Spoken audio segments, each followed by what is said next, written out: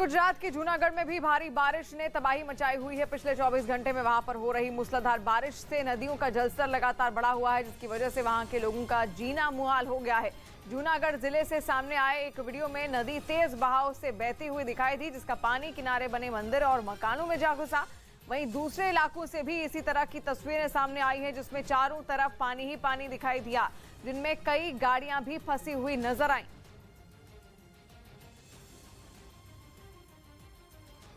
इधर गुरुग्राम के 5 star hotel में बम की खबर गलत निकली। दिल्ली के पास गुरुग्राम में एक 5 सितारा होटल में मिली बम की खबर अफवाह निकली। पुलिस ने बताया कि एक मानसिक रूप से बीमार आदमी ने यह धमकी दी थी।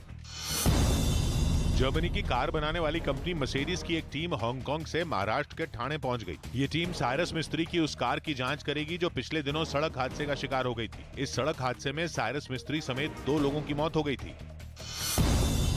यूपी के अलीगढ़ में पुलिस ने एक अगवा हुए बच्चे को 3 घंटे के अंदर सुरक्षित छुड़ा लिया। इस मामले में पुलिस ने 5 आरोपियों को गिरफ्तार कर लिया।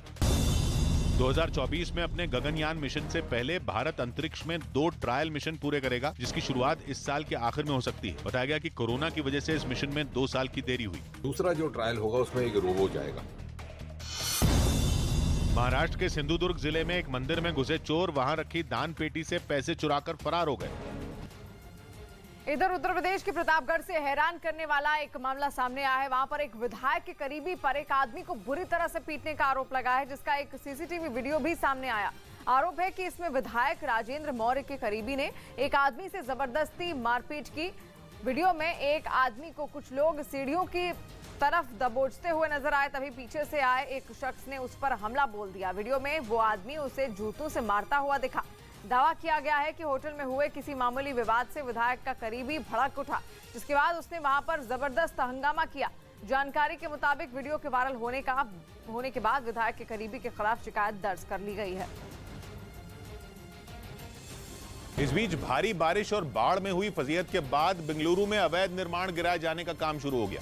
खुद कर्नाटक के सीएम बसवराज बोम्मई ने शहर से जल्द अतिक्रमण खत्म करने का भरोसा दिया था, जिसके बाद वहां महानगर पालिका की एक टीम ने बुलडोजर की मदद से अवैध निर्माण हटाने का काम शुरू कर दिया। इसकी एक तस्वीर बेंगलुरु के महादेवपुरा इलाके से आई, जिसमें एक सड़क के किनारे बनाई गई 4 दीवारी को बुलडोजर ध्वस्त करता दिखाई दिया। बताया गया कि 4 दीवारी एक हाउसिंग सोसाइटी की सुरक्षा के लिए बनाई गई थी, लेकिन उसकी वजह से सड़क पर जमा होने वाले पानी को कहीं जाने की जगह नहीं मिलती थी। इसके बाद अतिक्रमण कर बनाई गई इस दीवार की जानकारी मिलते ही बुलडोजर अपने काम पर लग गया। उसने देखते ही देखते पूरी हाउसिंग सोसाइटी के बाहर बड़े हिस्से में बनाई गई दीवार को धराशायी कर दिया। और बताया गया कि पूरे बेंगलुरु में इसी तरह से अवैध निर्माण के खिलाफ कार्रवाई की जा रही है, क्योंकि एक हफ्ते पहले बारिश ने ऐसा कहर ढाया था कि कई दिनों तक बेंगलुरु बाढ़ जैसी त्रासदी झेलता रहा। जानकारों के मुताबिक इसके पीछे की एक बड़ी वजह अवैध निर्माण भी थी, जिसकी वजह से ही कई इलाकों में जमा पानी कई दिनों तक निकल नहीं पाया। इसके बाद कर्नाटक के सीएम बसवराज बोम्मई ने सख्ती दिखाते हुए अवैध निर्माणों को खत्म करने का ऐलान किया, जिसके बाद बेंगलुरु में 700 से ज्यादा जगहों की पहचान की गई है जहां अवैध कब्जा करके निर्माण किया गया। और बड़ी खबर आ रही है पाकिस्तान से, जहां पर उज्बेकिस्तान में होने वाली शंघाई सहयोग संगठन यानी कि एससीओ समिट से पहले पाकिस्तान ने आतंक के खिलाफ एक नया पैंतरा खेला है। खबर है कि पाकिस्तान सरकार ने अफगानिस्तान की तालिबान सरकार को चिट्ठी लिखकर आतंकी संगठन जैश-ए-मोहम्मद के सरगना मसूद अजहर को तुरंत गिरफ्तार करने की मांग की है। इस चिट्ठी में पाकिस्तान ने मसूद अजहर के ठिकानों की जानकारी भी दी है। पाकिस्तान की इस चिट्ठी को उज्बेकिस्तान में होने वाली एससीओ समिट से पहले उसका नया पैंतरा माना जा रहा है, जिसके जरिए वो एफएटीएफ की ग्रे लिस्ट से निकलने की फिराक में है। हालांकि अफगानिस्तान की तालिबान सरकार ने पाकिस्तान की ओर से इस तरह की कोई भी चिट्ठी मिलने से साफ इंकार कर दिया है। असल में आतंकी मसूद अजहर भारत में कई आतंकी हमलों के लिए जिम्मेदार है, जिसमें कंदहार प्लेन हाईजैक और संसद में हुआ हमला भी शामिल है, और संयुक्त राष्ट्र ने उसे ग्लोबल टेररिस्ट घोषित भी किया है। उधर श्रीलंका को डूबने से बचाने के लिए उसकी हर मुमकिन मदद करने में लगे भारत ने इस बार उसे यूएन में घेर लिया। यूनाइटेड नेशंस की ह्यूमन राइट्स काउंसिल के सत्र में भारत ने श्रीलंका की चरमराई अर्थव्यवस्था पर तो उसे आईना दिखाया ही, वहां अल्पसंख्यक तमिलों के लिए उठाए गए कदमों को भी नाकाफी बताया और श्रीलंका के रवैये पर चिंता जाहिर की। भारत ने कहा कि श्रीलंका की सरकार ने अल्पसंख्यक तमिलों के मुद्दे का राजनीतिक हल निकालने के अपने वादे पर कुछ खास कदम नहीं उठाया। इतना ही नहीं, इस बार भारत ने श्रीलंका के आर्थिक संकट पर अपनी चुप्पी भी तोड़ दी।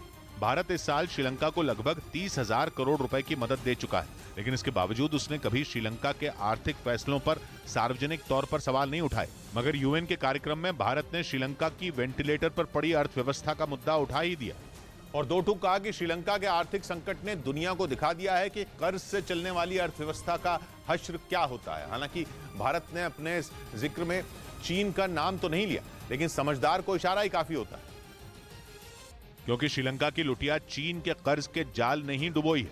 हालांकि अपने दोस्त श्रीलंका के खिलाफ भारत के इस सख्त रुख ने श्रीलंका ही नहीं बल्कि कई देशों को हैरत में डाल दिया। मगर भारत के बयान के पीछे की कहानी समझना मुश्किल नहीं, वजह बिल्कुल जग जाहिर है। वो ये कि बीते एक महीने में भारत और श्रीलंका के रिश्तों में तनाव आया है और उसकी वजह भी चीन ही है। पिछले महीने चीन का स्पेस क्राफ्ट ट्रैकिंग शिप योनवांग 5 चीन से श्रीलंका के हम्बनटोटा बंदरगाह पहुंचा था और फिर वहां से हिंद महासागर के लिए निकला था। चीन ने दावा किया था कि उसके जहाज का मकसद रिसर्च करना है। भारत ने श्रीलंका से इस बारे में विरोध दर्ज कराया था, क्योंकि भारत को पता था कि चीन रिसर्च की आड़ में समंदर में जासूसी करने की फिराक में है। मगर श्रीलंका उस जहाज को अपने यहां आने से रोक नहीं पाया था। उधर इंडोनेशिया में तेल के बढ़े दाम ने पूरे देश में आग लगा दी। वहां के लोग तेल की कीमत पर बुरी तरह भड़क गए और सरकार के खिलाफ सड़कों पर उतर आए और इतना बवाल किया कि उसे संभालते संभालते पुलिस और प्रशासन की सांसें फूल गईं। वहां से आए एक वीडियो में प्रदर्शनकारियों को रोकने के लिए बैरिकेडिंग की गई, लेकिन वो उसे लांघकर पुलिस पर टूट पड़े। हालात ऐसे हो गए कि कहीं उन्होंने आगजनी की तो कहीं पुलिस वालों पर पत्थर बरसाए। ऐसा इसलिए क्योंकि बीते कई दिनों से इंडोनेशिया में तेल के दाम बढ़ने की आशंका जताई जा रही थी, जिस पर वहां की सरकार ने अब मोहर लगा दी और वहां तेल के दाम 30% तक बढ़ गए, जिसके बाद पेट्रोल की कीमत 67 सेंट प्रति लीटर यानी भारतीय रुपयों के हिसाब से करीब 54 रुपए और डीजल की कीमत 46 सेंट यानी 37 रुपए प्रति लीटर के करीब पहुंच गई, जिस पर वहां की जनता का गुस्सा फूट पड़ा।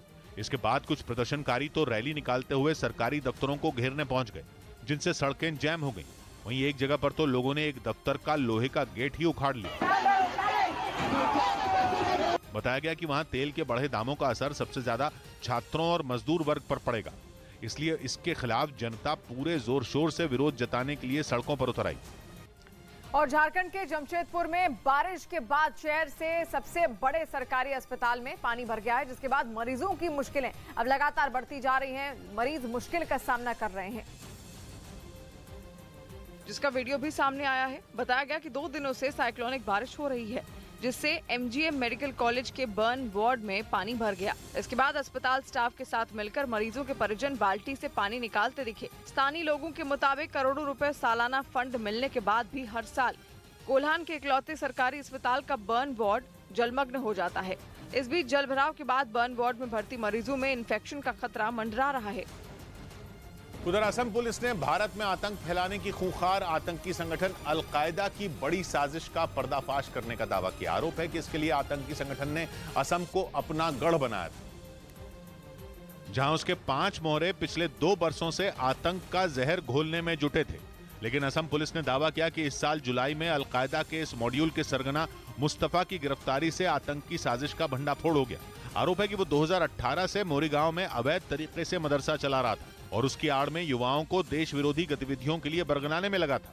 पुलिस का दावा है कि बांग्लादेश के रहने वाले मुस्तफा की गिरफ्तारी होते ही आतंक के इस नेटवर्क की कड़ियां एक एक कर टूटती चली गईं और उससे पूछताछ में मिली जानकारी के बाद पुलिस ने इस मॉड्यूल में शामिल 4 और संदिग्ध आतंकियों अफसरुद्दीन, मुसद्दिक हुसैन, इकरामुल इस्लाम और अहमद अली को भी दबोचने का दावा किया। असम से लेकर बंगाल और फिर उत्तर प्रदेश धार्मिक शिक्षा के बहाने आतंक का ये नेटवर्क पिछले कई सालों से फल फूल रहा है।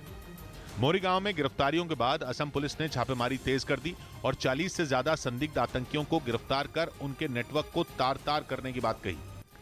अमेरिका के ओहायो से दिल दिला देने वाला एक वीडियो सामने आया, जिसमें एक वैन 2 लोगों को जोरदार टक्कर मारती हुई नजर आ रही है।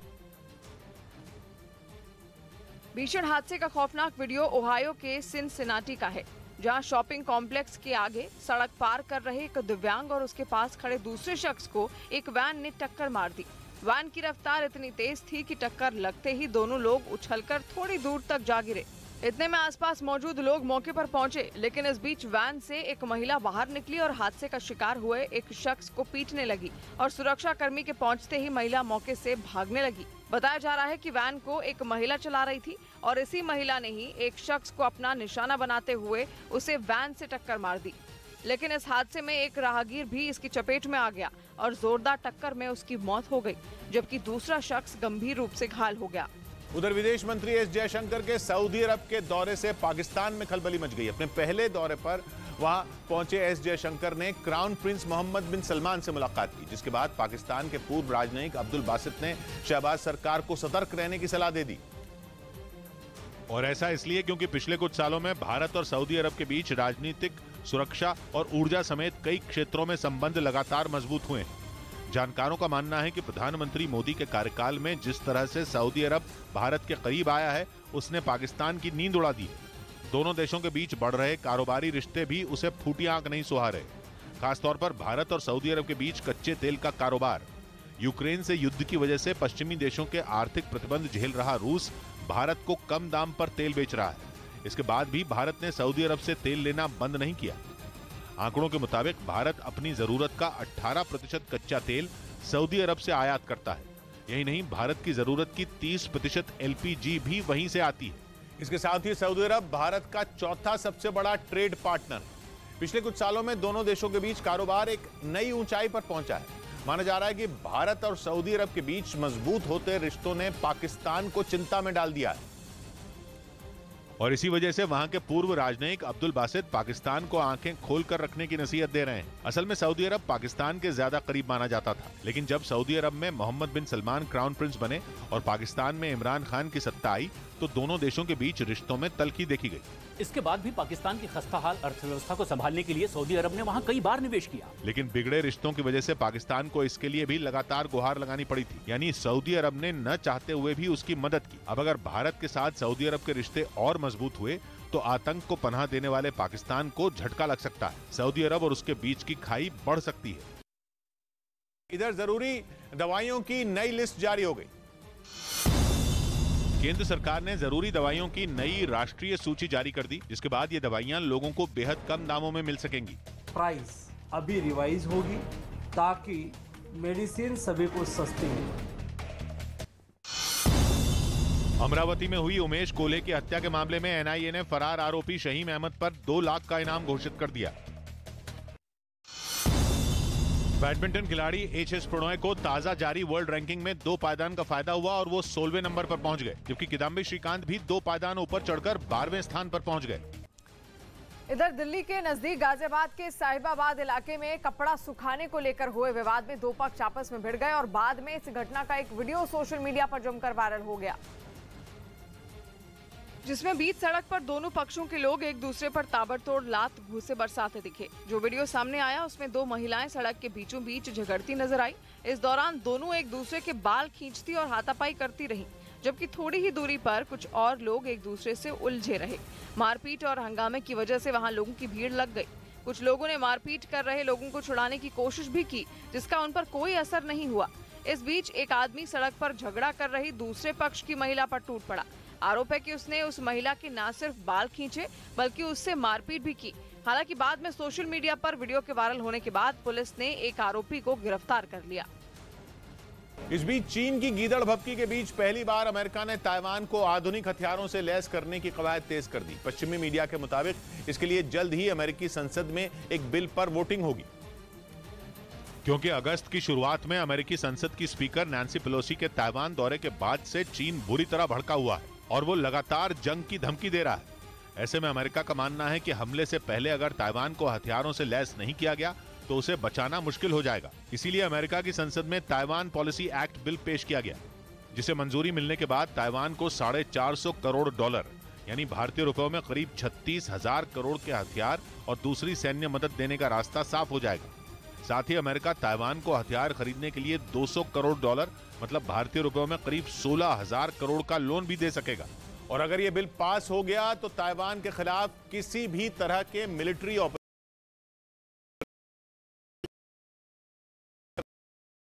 ये दावा किया जा चुका है कि चीन और ताइवान के बीच जंग छिड़ने पर पहले ही दिन ताइवान को हजारों घातक मिसाइलों की जरूरत पड़ेगी और उसे उम्मीद है कि उसकी ये जरूरत अमेरिका पूरी करेगा, जिस पर अमेरिका ने पहल भी शुरू कर दी। वहीं ताइवान की मदद के लिए तैयार किए इस बिल पर वोटिंग की खबर ने ही चीन के होश उड़ा दिए और अमेरिका में चीन के राजदूत ने इसे वन चाइना पॉलिसी का उल्लंघन बताने में देर नहीं लगाई। जिसके तहत अमेरिका के आधिकारिक तौर पर ताइवान के साथ राजनयिक संबंध नहीं है। उधर मुंबई और अहमदाबाद के बीच वंदे भारत एक्सप्रेस इस महीने शुरू होगी। मुंबई और अहमदाबाद के बीच चलने वाली वंदे भारत एक्सप्रेस का ट्रायल पूरा हो गया। अब 30 सितंबर को प्रधानमंत्री मोदी गांधीनगर रेलवे स्टेशन से इस ट्रेन को हरी झंडी दिखाकर रवाना करेंगे। मध्य प्रदेश के खंडवा में एक तेज रफ्तार बेकाबू बस नदी में गिर गई। इस हादसे में एक यात्री की मौत हो गई, जबकि 20 से ज्यादा लोग घायल हो गए। दिल्ली पुलिस के स्पेशल सेल ने करोड़ों की अवैध वसूली के आरोप में 2 बदमाशों को गिरफ्तार कर लिया। और उत्तर प्रदेश के अमरोहा में आबकारी विभाग ने खराब हो चुकी 27 लाख की शराब को बुलडोजर चलवाकर नष्ट कर दिया और बताया गया कि शराब पिछले 4 सालों से एक गोदाम में बंद थी और वो पीने लायक नहीं बची थी। और इसी वजह से आबकारी विभाग ने 1127 पेटी शराब की बोतलों पर बुलडोजर चलवाकर नष्ट कर दिया, ताकि खराब हो चुकी शराब को कोई गलती से न पी ले। प्रशासन की इस कार्रवाई का एक वीडियो भी सामने आया, जिसमें कुछ लोग शराब की बोतलों को जमीन पर फैलाते हुए दिखाई दिए। इसके बाद प्रशासन की तरफ से वहां एक बुलडोजर बुलवाया गया और फिर अधिकारियों का इशारा मिलते ही बुलडोजर जमीन पर पड़ी शराब की सैकड़ों बोतलों को तोड़ने में जुट गया। थोड़ी ही देर में बुलडोजर ने खराब हो चुकी 27 लाख की शराब को इसका